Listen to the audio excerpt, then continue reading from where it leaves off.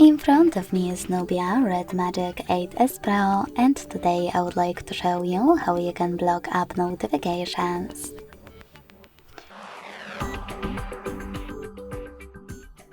Begin by opening Settings and tapping on Notification and Status bar.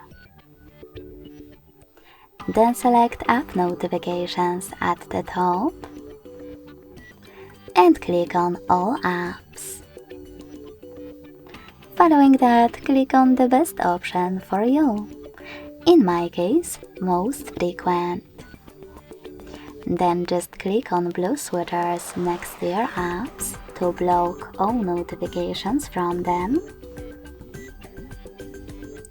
Or to switch them back on, click on the same no gray switchers.